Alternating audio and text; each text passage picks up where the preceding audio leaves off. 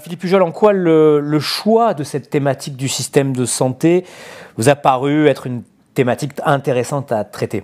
Moi, depuis plusieurs années, je suis accompagnant, parce que j'ai des membres de ma famille qui sont malades ou qui l'ont été, et je me suis retrouvé donc dans les salles d'attente des hôpitaux marseillais, l'IPC, Saint-Joseph, à attendre, donc à observer. Là, il y a le journaliste qui revient, et j'ai pu voir sur quelques années une évolution dans les rapports entre le personnel soignant et les médecins, les patients, et ces changements de rapport déjà m'ont donné envie de travailler un peu plus loin là-dessus.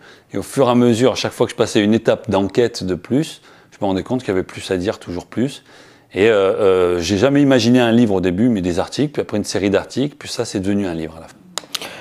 Décrivez-nous ce système de santé que vous imaginez pour 2040. Alors je ne l'imagine pas vraiment, c'est-à-dire c'est plus d'une centaine, il doit y avoir 150 entretiens, et ces spécialistes-là, je leur demande de me décrire leur discipline en 2030 puis en 2040. Et de tout ça, j'en fais une sorte de synthèse. Je construis ça en une histoire pour que ce soit plus agréable à lire.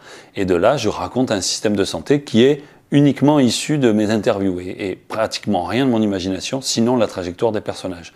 Et donc, ça nous fait un système de santé qui est beaucoup plus automatisé, avec beaucoup plus d'intelligence artificielle. C'est en train de se mettre en place. Et un système de santé aussi qui est dans l'espace, réorganisé, avec, pour faire simple, des structures de proximité, pas des hôpitaux, mais des centres de soins, qui sont répartis sur tout le territoire, parce que moi ça se passe sur tout PACA, même si ça s'appelle Marseille 2040. Moi j'utilise une ruse narrative pour le mettre en place dans mon livre. Au milieu du livre, il y a un drame, une crise sanitaire qui fait qu'il y a une sorte d'état d'urgence derrière, et on peut mettre en place presque en force, un système de santé. Le titre du livre, c'est quand même « Le jour où notre système de santé craquera ». Est-ce que ça veut dire que vous êtes inquiet pour l'avenir du système de santé actuel? Moi, dans le livre, il craque en 2030. Mais ça ne veut pas dire qu'il craquera réellement en 2030. Moi, d'un point de vue narratif, je le mets là. C'est plus facile. Ça peut arriver demain, finalement. Il peut craquer. Il a peut-être même, pour certains observateurs, déjà commencé à craquer avec toutes les grèves qu'on a pu voir, toutes les manifestations qu'il y a eu dans les EHPAD, les maisons de retraite, au niveau des urgences. On voit bien que l'actualité montre qu'il y a quand même des tensions, qu'il y a des problèmes.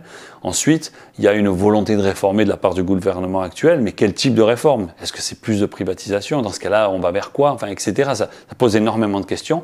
Et il faut que le citoyen, aujourd'hui, intervienne et soit conscient que la santé n'est pas qu'une problématique médicale. C'est pas uniquement on a un nouveau médicament, on va être soigné. C'est quelque chose de bien plus complexe. Si on veut pas que les inégalités s'accroissent, moi je constate par rapport à ce qu'on m'a dit que on va avoir de l'efficacité dans à peu près tous les domaines, mais on risque d'avoir une inégalité très forte qui se met en place, toujours plus forte.